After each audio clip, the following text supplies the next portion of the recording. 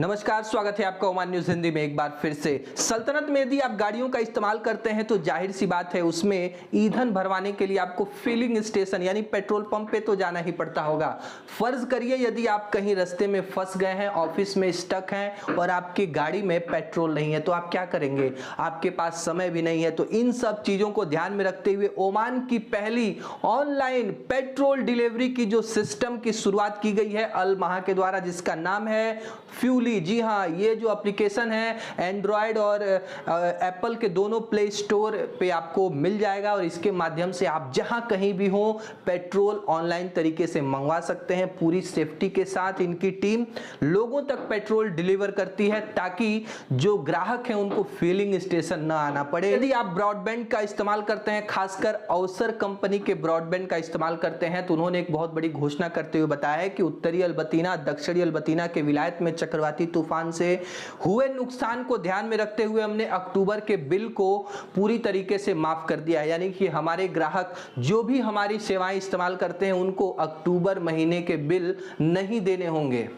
South अल्बतीना health centre ने घोषणा करते हुए प्रवासियों को बताया है कि देखिए 25 अक्टूबर तक जो अलबरका और रुस्ताक के जो मेडिकल फिटनेस सेंटर में प्रवासी श्रमिकों के लिए एस्ट्रेजेनिका वैक्सीन की उपलब्धता है। जो भी प्रवासी अभी तक अपना वैक्सीन नहीं लगवाए हैं एस्ट्रेजेनिका की, तो वो जल्द से जल्द आकर अपना वैक्सीन लगवा सकते हैं। वैक्सीन अभी उपलब्ध है। ओमान के कृषि, मत्स्य एवं जल संसाधन मंत्रालय ने बताया है कि डुकुम के तेल भंडारण क्षेत्र के आसपास जो हेज नेट के इस्तेमाल करते हुए 5 प्रवासियों को मछली अवैध रूप से पकड़ने के आरोप में हमने गिरफ्तार किया है। बिना लाइसेंस वाली नाव भी इनके पास से मिली है। इन सभी लोगों के पास मिले सामान को जब्त करके इनको सक्षम अधिकारियों के पास पेश किया जाएगा। मस्कट इलेक्ट्रिसिटी कंपनी ने बताया है कि 2020 से अब तक ओमान में केबल कटने से 72 बार जो बिजली की आउटेज हो गई है, यानी कि बिजली की सप्लाई रुक गई है। और ऐसे में उन्होंने कॉन्ट्रैक्टरों को एक चेतावनी जारी करते हुए बताया है कि यदि आपको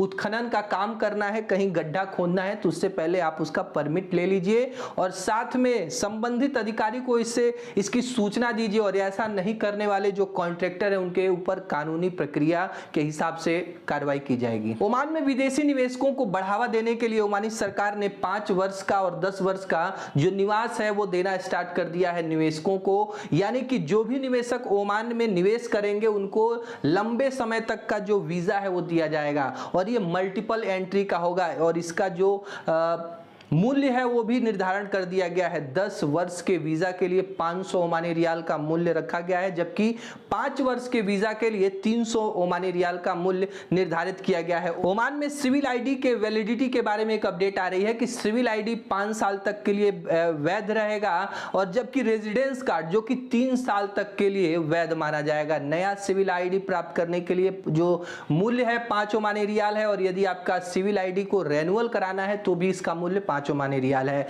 यदि आपके सिविल आईडी खो गए हैं, क्षतिग्रस्त हो गए हैं, टूट गए हैं, तो इसको आप 10 ओमानी रियाल में फिर से प्राप्त कर सकते हैं। मस्कट नगर पालिका ने एक बयान जारी करते हुए बताया है कि हमने एक रिहायशी घर के ऊपर छापा मारा है जहां पे प्रवासी रहते थे और इस घर को बिना लाइसेंस के व्यवसायिक गतिविधियों में इस्तेमाल किया जा रहा था और इसी के शक के अंदेशे में यह छापा हुआ है और यहाँ पे जो भी सामान है उसको जब्त कर लिया गया है और संबंधित प्रवासी के खिलाफ जो कानूनी कार्रवाई की जा रही है। जो भी काम आपको करना है विद लाइसेंस करना है। यदि आप रहने के लिए घर ले रहे हैं तो उसमें रेजिडेंस करिए, उसमें रहिए, उसको आप एज ए व्यवसाय में इस्तेमाल नहीं कर सकते हैं। यदि आपको व्यवसाय करना है तो उसके लिए अलग परमिशन मिलता है जो कि नगर पालिका से लेना अनिवार्य है। मिनिस्ट्री ऑफ हेल्थ ने बताया है कि ओमान में पिछले 3 दिनों के अंदर लगभग 47 नए कोविड मामले दर्ज किए गए हैं। 3 व्यक्तियों की दुखद मृत्यु हुई है। सल्तनत में दर्ज कुल मामलों की संख्या 3,04,163 है। मरने वालों का कुल आंकड़ा 4,110 बताया जा रहा है। ठीक होने वाले रोगियों के परसेंटेज में लगातार सुधार देखने को मिल रहा है। 98.5% की रिकवरी रेट दर्ज की गई है। ओमान में पिछले 24 घंटे के अंदर 2 लोगों को हॉस्पिटल में एडमिट कराने की आवश्यकता पड़ी और इस समय पूरे ओमान में कोविड-19 से पीड़ित व्यक्ति जो हॉस्पिटल्स में एडमिट हैं उनकी संख्या केवल और केवल 10 है, जिसमें से 3 लोग आईसीयू में अपना इलाज करा रहे हैं। सलाला एयरपोर्ट ने जानकारी देते हुए बताया है कि 16 अक्टूबर को स्लोवाकिया से चार्टर्ड प्लेन के माध्यम से जो सैलानी हैं वो 2 साल के अंतराल ओमान के बाद इस एयरपोर्ट पे आए। सर्दियों के मौसम में खासा मशहूर है सलाला, यहाँ पे लोग छुट्टियां मनाने आते हैं, लेकिन 2 सालों से कोविड-19 के रिस्ट्रिक्शन और यात्रा गाइडलाइन की वजह से जो चार्टर्ड प्लेनों के ऊपर भी प्रतिबंध लगा था। लेकिन यहाँ पे 16 अक्टूबर के बाद से लगभग 174 चार्टर्ड फ्लाइटें लैंड कर चुकी हैं, जिससे जो यहाँ के टूरिज्म में काम करने वाले जो व्यवसायी हैं काफी खुश हैं। गल्फार इंजीनियरिंग जो कि ओमान में एक बहुत ही बड़ा प्राइवेट फर्म है, जो कि ओमान के तमाम हिस्सों में अपने अलग अलग फर्म के माध्यम से काम करता है और बहुत सारे प्रवासी इसमें काम भी करते हैं। उसके बारे में एक अपडेट है कि इनको एक बहुत बड़ा कॉन्ट्रैक्ट ओमानी सरकार से मिला हुआ है कि एक्सप्रेसवे अल बतीना को मरम्मत करने का काम इनको मिला है। लगभग 16 महीने की अवधि के लिए 9 मिलियन ओमानी रियाल के मूल्य का कॉन्ट्रैक्ट गल्फार इंजीनियरिंग ने जीत लिया है। इसका मतलब है कि आने वाले बहुत ही जल्दी इस सेक्टर से जुड़े लोगों के लिए वैकेंसियां गल्फार निकाल सकता है। यानी ओमान में भारत के नए राजदूत, जी हां, एम्बेसडर अमित नारंग पहुंच चुके हैं और पहले दिन यहां पे उन्होंने मोतीश्वर महादेव के मंदिर में जाकर आरती की। उसके बाद गुरुद्वारा साहब में जाकर के उन्होंने अरदास किया। मस्कट में स्थित इन दोनों पवित्र स्थानों का दौरा किया।